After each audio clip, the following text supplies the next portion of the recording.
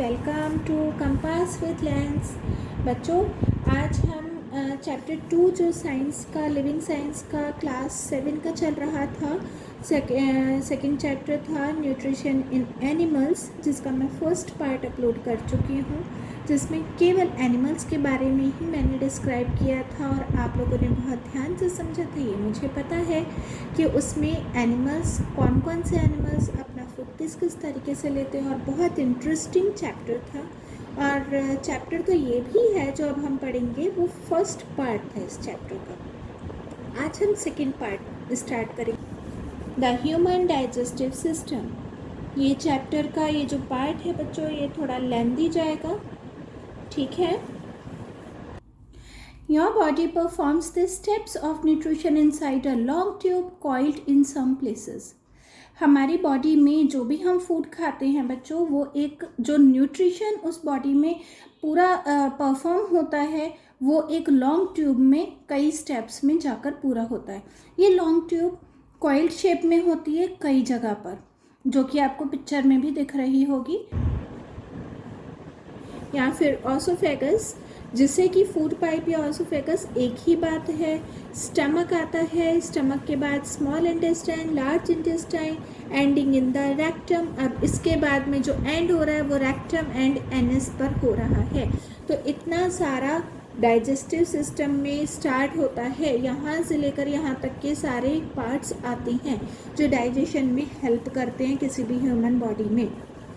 Salivary gland, जो salivary glands होते हैं, liver, gall bladder and pancreas are organs that secrete digestive juices. Digestive juices को secrete करने का काम, जो सेक्रेट अगेन निकालने का, जो रिलीज़ करने का काम होता है, वो स्लाइवरी ग्लैंड्स में होता है, लिवर में होता है, गॉल ब्लैडर में होता है और पैनक्रियाज में होता है। यहाँ बच्चों ये मोस्ट इम्पॉर्टेंट है, यहाँ पर आप अंडरलाइन कर लीजिए, पेन पेंसिल साथ में लेकर बैठेंगे क्योंकि मैं अंडरलाइन कराती जाऊँगी। बहुत इम्पॉर्टेंट पार्ट है यहाँ से यहाँ तक का कि डाइजेस्टिव जूसेस कहाँ पर सेक्रेट होते हैं, कौन से ऑर्गन्स करते हैं, तो ये आपका आंसर हो जाता है। फिर उसके बाद में ये क्या हेल्प करते हैं, that help convert complex substances in food to simpler substances. और इनका जो वर्क होता है वो कॉम्प्लेक्स, यानी जो बहुत ज़्यादा आपने बहुत ही हैवी फूड खा लिया है या बहुत ज़्यादा हार्ड फूड खा लिया, या फिर आपने फूड इतना ज़्यादा हेल्दी खा लिया। हेल्दी से मतलब होता है बच्चों फैट वाला, हेल्दी से मतलब मेरा दूसरा है फैट वाला। बहुत ज़्यादा तला हुआ आपने खाना खा लिया है, डीप फ्राई खाना, पकौड़ी, समोसे, पूरी, भटूरे, इस टाइप का कुछ खा लिया, तो उसे डाइजेस्ट होने में बहुत टाइम लगता है, बहुत टाइम लगता है। पिज़्ज़ा, बर्गर, नूडल्स, इन सब को डाइजेस्ट होने में बहुत टाइम लग जाता है। तो इस कॉम्प्लेक्स सब्सटेंसेस को वो सिंपलर सब्सटेंसेस में चेंज करने में हेल्प करते हैं। Digestive juices are also secrets by the inner wall of the stomach and the small intestine. Digestive juices इन सब के ऊपर जो हमने पढ़ा था, इन सब के अलावा और कहाँ सेक्रेट हो रहा है, इनर वॉल में हो रहा है स्टमक के, और स्मॉल इंटेस्टाइन में भी सेक्रेट होता है। तो ये भी आप अंडरलाइन करेंगे कि डाइजेस्टिव जूसेस कहाँ कहाँ और इनके अलावा कहाँ हो रहा है। अब यहाँ से स्टार्ट हो रहा है important part, digestion in the mouth. अब माउथ में डाइजेशन कैसे हो रहा है। Food is taken in the ingested through the mouth. Ingested again mouth के थ्रू ही हम खाना खाते हैं, ठीक है। Digestion begins inside your mouth when you chew the food. Digestion वहाँ से स्टार्ट हो जाता है जब आप अपने फूड को अपने माउथ के अंदर ले जाते हैं और उसे च्यू करना स्टार्ट कर देते हैं। Think about your favourite food. अपने बहुत फेवरेट, बहुत टेस्टी फेवरेट फूड के बारे में सोचो, ठीक है।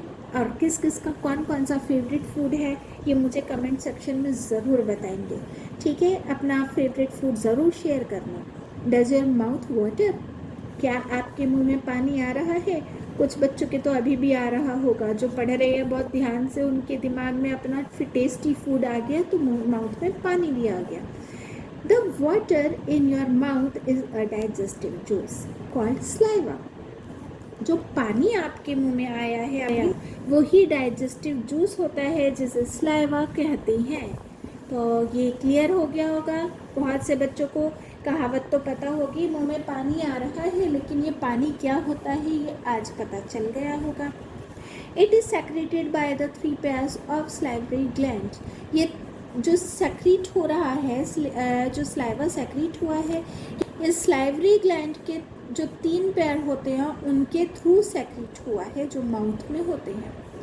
Chewing breaks down the food. Chewing जो च्यू करा है अपने फूड को, अपने टीथ से वो फूड को छोटे छोटे पार्ट्स में बिल्कुल डिवाइड कर देता है और फिर उसके बाद वो मिक्स कर देता है स्लाइवा के साथ। Okay, this process is called mastication. ये जो प्रोसेस हुआ है फूड को च्यू करने के बाद में स्लाइवा में मिक्स हो गया है, वो उसे मैस्टिकेशन कहा जाता है। या teeth cut, tear and grind.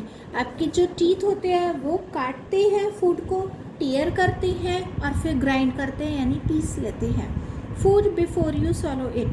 अब ये जो प्रोसेस हुआ है कट, टीयर और ग्राइंड का, ये आपको अपने गले से नीचे उतारना यानी सटकना, गटकना, कोई भी वर्ड यूज़ कर सकते हैं, उससे पहले होता है। उसके बाद जब वो पूरी तरीके से पेस्ट की तरह से बन जाता है खाना, तब वो आप गले के नीचे उतारते हैं। You have different types of teeth to do these jobs. और डिफरेंट टाइप के टीथ्स होते हैं जो ये सारा काम करते हैं। तो उनके बारे में तो हम बहुत छोटे से थे, 2nd क्लास से ही हम पढ़ते आ रहे हैं। इंसाइजर्स और कौन से होते हैं, मोलर्स, प्रीमोलर्स, ये सारे टीथ्स होते हैं, उनका काम क्या क्या होता है ये भी सब हम आगे पढ़ेंगे अपनी बुक में। A child has only 20 teeth. एक बच्चे के 20 टीथ होते हैं, 10 इन ईच जॉ। दोनों ही जॉ में यानी ऊपर और नीचे जो 2 जॉ होते हैं उनमें 10 ऊपर होते हैं और 10 नीचे होते हैं। These are known as milk teeth. इन्हीं टीथ को मिल्क टीथ कहा जाता है, जिसे हिंदी में कई बार घर में आपने सुना होगा दूध के दांत, और कई बार मूवीज़ में भी देखा होगा। अभी तो दूध के दांत भी नहीं टूटे हैं और ये सब काम कर रहे हो, कई बार ये भी बोलते हैं ना, तो वही मिल्क टीथ होता है। They fall off by the age of 10। ये जब 10 ईयर्स का बच्चा हो जाता है तब तक वो गिरते रहते हैं, फॉल होते रहते हैं। आपके भी हुए हैं, सब के हुए हैं 10 एज तक। And are replaced by larger permanent teeth. और ये मिल्क टीथ की जगह पर जो रिप्लेस होते हैं वो परमानेंट टीथ होते हैं, जो बिल्कुल ही जब कोई भी ह्यूमन बीइंग, कोई भी इंसान जब ओल्ड एज में आता है तो ज़्यादातर ओल्ड एज में जाने के बाद में उनके टीथ गिरने शुरू हो जाते हैं वापस से। This set contains 32 teeth. अब इस सेट में यानी परमानेंट टीथ में कितने टीथ होते हैं? 32 होते हैं बच्चों। ये मोस्ट इम्पॉर्टेंट पार्ट है, यहाँ से यहाँ तक का आपका इम्पॉर्टेंट है, ये सब आपको करना है बहुत ध्यान से। तो हर सेट में ये जो सेट परमानेंट टीथ का होता है वो 32 टीथ होते हैं उसमें, 16 इन ईच जॉ। अब दोनों ही जॉ में यानी 10 ऊपर थे जो मिल्क टीथ थे, लेकिन परमानेंट में 16 हो जाते, 16 ऊपर और 16 नीचे। There are 4 incisors. इसमें से 4 तो इंसाइजर्स होते हैं, 2 कैनाइन्स होते हैं, 4 प्रेमोलर्स होते हैं और 6 मोलर्स होते हैं। बच्चों ये सब नाम है टीथ के, या आप बहुत छोटे से थे तब से आप पढ़ते आ रहे हैं, उनका क्या काम होता है वो भी पढ़ते आ रहे हैं, या आगे भी हम इसके बारे में पढ़ेंगे। यहाँ तक आपको क्लियर हो गया होगा। Feel the different shape of your teeth with your tongue. अब यहाँ पर पिक्चर दे रखी है आपकी बुक में, ये वाले हैं, इसी में इंसाइजर्स, कैनाइन्स, प्रेमोलर्स और मोलर्स, इन सब के बारे में बताया हुआ है। और ये आप अपनी टंग से फील करके भी देख सकते हैं कहाँ पर कौन से टीथ आपके हैं। अब इसमें आगे डिटेल में इसी का आ रहा है। Your front teeth are known as incisors.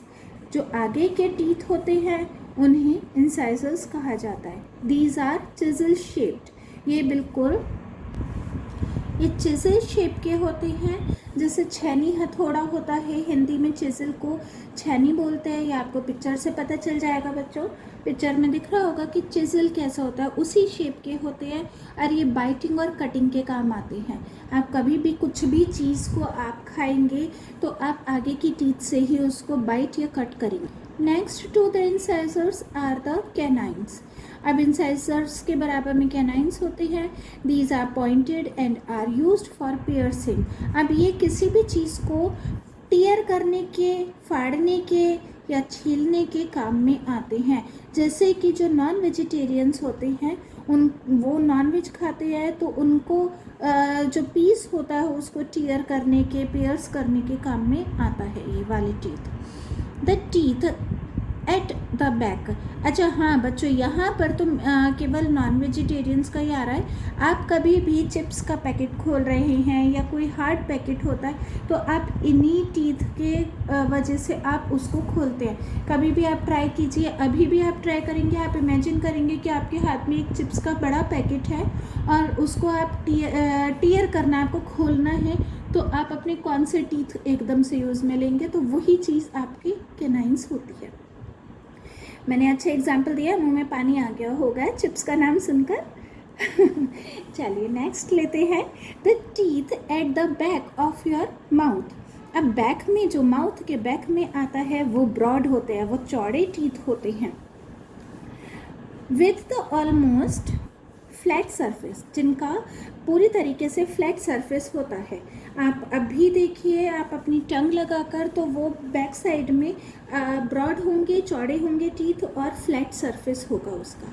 These crush and grind the food. ये किसी भी चीज़ को चबाने के काम में आते हैं, यानी जब आप खाना खाते हैं, कोई भी खाना खाते हैं तो पीछे की ही टीथ से आप उनको ग्राइंड करते, पीसते हैं, च्यू करते हैं। इन्हीं को प्रीमोलर्स कहा जाता है। And molars, molars are larger than premolars, लेकिन जो मोलर्स होते हैं वो प्रीमोलर से बड़े होते हैं। The white substances that covers your teeth is called enamel. ये जो वाइट सब्सटेंस हमारे टीथ का कलर होता है, ये वाइट सब्सटेंस होता है जो कि पूरे टीथ पे कवर होता है, जिसे एनामल बोलते हैं। It is the hardest substance in the body. ये सबसे ज़्यादा हमारी पूरी बॉडी में हार्डेस्ट सब्सटेंस होता है बच्चों। ये भी मोस्ट इम्पॉर्टेंट पार्ट है। यहाँ तक जो हमने टीथ के बारे में पढ़ा है बच्चों, ये वाला मोस्ट इम्पॉर्टेंट है, इसे आप ज़रूर लर्न कीजिएगा, क्योंकि इसमें से 2 मार्क्स में, 3 मार्क्स में अक्सर क्वेश्चन आ जाते हैं। कई बार ये 5 मार्क्स में भी आ जाते हैं लॉन्ग आंसर टाइप क्वेश्चन में। The saliva in your mouth helps to break down starch of the food। जो saliva, जो मुंह में पानी आता है, कभी किसी चीज़ को खाने का देखकर, सुनकर नाम तो मुंह में पानी आता है ना, तो वो ही saliva होता है। और जब आप फूड खाते हैं, मुंह में डालते हैं, तो मुंह में जो वो फूड होता है वो पूरी तरीके से गीला कैसे हो जाता है? तो वो saliva की वजह से ही होता है, और saliva की ही वजह से वो ब्रेक डाउन होता है। जो भी फूड का स्टार्च होता है वो किस में चेंज हो जाता है? वो शुगर में चेंज हो जाता है। That are easier to digest, जिसकी वजह से वो फूड जो भी आपने खाया है वो डाइजेस्ट करने में बहुत ईजी हो जाता है। It also makes food easier to swallow। अब इसी की वजह से फूड जो होता है, चाहे कैसा भी फूड हो, कितना भी हार्ड फूड हो, वो भी अंदर swallow करने में, यानी गले के नीचे उतारने में बहुत हेल्पफुल हो जाता है। बाय मेकिंग इट वेट, क्योंकि वो गीला हो जाता है और स्लिपरी हो जाता है। ठीक है, यहाँ तक आपको क्लियर हो गया होगा। चलिए बच्चों, अब हम एक्टिविटी लेते हैं। इसमें क्या एक्टिविटी है? To study the effects of saliva on food. अब इसके बारे में हमें पता करना है कि फूड में saliva का क्या इफ़ेक्ट होता है। You have read that saliva converts starch of food into sugar. हमने अभी पर भी पढ़ा है कि saliva जो फूड का स्टार्च होता है उसे शुगर में चेंज कर देता है। Let us do an experiment. अब हम इसी पर एक्सपेरिमेंट करके देखते हैं कि कैसे होता है। You will need saliva। saliva की हमें ज़रूरत है, टेस्ट ट्यूब की ज़रूरत है, स्टार्च, ग्लास स्लाइड और आयोडीन सॉल्यूशन, इन सब की हमें ज़रूरत पड़ेगी इस एक्सपेरिमेंट को करने के लिए। अब हम करते हैं इस experiment. Take a little of your saliva। थोड़ा सा saliva अपना लेना है टेस्ट ट्यूब में। In another test tube boil some starch. अब दूसरी टेस्ट ट्यूब में कुछ स्टार्च को बॉयल करना है। वो स्टार्च, आप जो कपड़ों में हम स्टार्च लगाते हैं, जिसे कलफ बोलते हैं, वो भी ले सकते हैं जो मार्केट में रेडीमेड आता है। नहीं तो आप राइस जब बनाते हैं बच्चों, चावल बनाते हैं, वो आप अपनी मदर से पूछ सकते हैं। चावल बनाने के बाद में जो पानी बचता है वो भी स्टार्च ही होता है, उसे भी लिया जा सकता है। Put a drop of boiled starch on a glass slide. Glass slide पर आप उस स्टार्च को, बॉइल्ड स्टार्च को डालेंगे। Add to it a drop of iodine solution. अब उसी में आयोडीन सॉल्यूशन के भी कुछ ड्रॉप्स ऐड कर देंगे। It will turn blue black showing the presence of starch. अगर वो ब्लू ब्लैक हो जाता है तो वही स्टार्च की प्रेजेंस हमें शो करता है। Now add some boiled starch to the saliva. अब स्लाइवा में ही कुछ बॉइल्ड स्टार्च को हम डालेंगे। Test the resulting solution for starch. Is starch present now और वाई। अब इसी में हमें बताना है क्या जो हमने किया है काम उसमें स्टार्च का सॉल्यूशन प्रेजेंट है या नहीं, और अगर है तो क्यों है, ये हमें बताना है। अब जो ऊपर वाला पॉइंट है टंग का, जो टीथ का हमने पढ़ा था, अब नीचे हम उसी को कंटिन्यू करते हैं।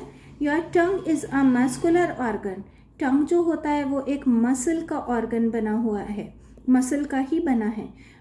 That helps you to eat food, जो कि हमें या आपको फूड खाने में हेल्प करता है। It pushes food towards your teeth. आप जो भी खाना खा रहे हैं वो आपकी टीथ तक ही या ये टंग ही पहुंचाती है। It also helps to mix the food with saliva. ये स्लाइवा के साथ में फूड को भी मिक्स करने में आपकी हेल्प करती है। And then enable you to swallow it, और वो सॉलो मतलब वही चीज़ गले से नीचे उतारने में भी इसी की बहुत ज़्यादा हेल्प की ज़रूरत पड़ती है, या बहुत बड़ा रोल टंग का होता है। Your tongue does another job too. इसके अलावा जो हमने अभी पढ़ा है उसके अलावा दूसरा भी काम करती है हमारी tongue. Small taste buds are spread across its surface. हमारी पूरी टंग के ऊपर टेस्ट बर्ड्स फैले हुए रहते हैं। Each taste bud can detect all taste. हर टेस्ट बर्ड जो है, जितने भी तरीके के टेस्ट होते हैं वो सब पहचान करता है, डिटेक्ट करता है। जैसे कि स्वीट, सॉल्टी, सोर एंड बिटर। स्वीट मीठा, सॉल्टी नमक का, सोर हो गया खट्टा और बिटर हो गया कड़वा, है ना। हम कुछ चीज़ें होती हैं, नमक का पानी ले लिया या मीठा खा लिया हमने, आइसक्रीम, चॉकलेट, तो वो हम कैसे पता कर रहे, टंग की वजह से। या खट्टा हो गया, बहुत ज़्यादा हमने अचार चटनी कुछ खा लिए, या फिर कड़वा नीम है, करेला है, या बहुत सारी चीज़ें होती हैं, तो ये सब भी हमें टेस्ट बड की ही वजह से हम पहचान सकते हैं। Scientists earlier thought that the taste buds that detect different kind of tastes are located in specific areas of the tongue. जो पहले के टाइम में साइंटिस्ट होते थे वो ये समझते थे कि जो टेस्ट बर्ड्स होते हैं पर्टिकुलर, जैसे स्वीट का अलग हो गया टेस्ट बर्ड, सॉल्ट का अलग हो गया, बिटर का अलग हो गया, तो ये टेस्ट बर्ड हमारी टंग के ऊपर कोई पर्टिकुलर जगह पर ही होते हैं, जबकि ऐसा नहीं है, वो हमारी पूरी ही टंग पर फैले हुए होते हैं। However, this is not considered to be true now. और वही चीज़ जो मैंने अभी बताई कि लेकिन ये अब बिल्कुल पूरी तरीके से सच नहीं है, क्योंकि ये हमारी पूरी टंग पे फैले हुए होते हैं। और इसके अलावा और क्या काम करते हैं हम टंग से? The tongue also helps you to speak. और टंग हमें बोलने में भी तो हेल्प करती है, जैसे मैं बोल रही हूँ इस टाइम, आपको चैप्टर समझा रही हूँ, और फिर आप बोल बोल के लर्न करेंगे मेरी वीडियो देखने के बाद में, जो मैं सिखाऊंगी, जो मैं बताऊंगी, तो वो जो लर्न करेंगे आप तो बोल बोल के करेंगे, वो भी टंग की ही हेल्प से करेंगे। तो बच्चों यहाँ पर हमारा सेकंड पार्ट में फिनिश कर रही हूँ, क्योंकि चैप्टर लेंथी है, तो छोटे छोटे पार्ट्स में मैं बनाने की कोशिश करती हूँ वीडियो को, जिससे कि बच्चों को इजीली समझ भी आए और बोरिंग भी ना लगे। तो यहाँ पर मैं सेकंड पार्ट फिनिश कर रही हूँ। और थर्ड पार्ट हम डाइजेशन इन स्टमक में हमारी फूड का जो भी डाइजेशन होता है उसके बारे में हम सीखेंगे, क्योंकि ये वाला पार्ट बहुत लेंदी जाएगा, तो कोशिश करेंगे, इसीलिए मैंने टीथ वाला पार्ट सेकंड पार्ट में ले लिया है। अगर आपको ये वीडियो पसंद आई है तो प्लीज़ लाइक का बटन तो ज़रूर दबा दीजिए और जल्दी से जल्दी सब्सक्राइब भी कर दीजिए अगर चैनल पे नए हैं, और उससे भी ज़्यादा तेज़ी से शेयर कर दीजिए अपने पूरे जितने भी आपके ग्रुप्स बने हुए हैं, तो जिससे कि बाकी बच्चों को भी आपकी वजह से और मेरी वजह से उन्हें हेल्प मिल सके। चलिए नेक्स्ट वीडियो जो थर्ड पार्ट होगा उसके लिए, तब तक के लिए बाय बाय।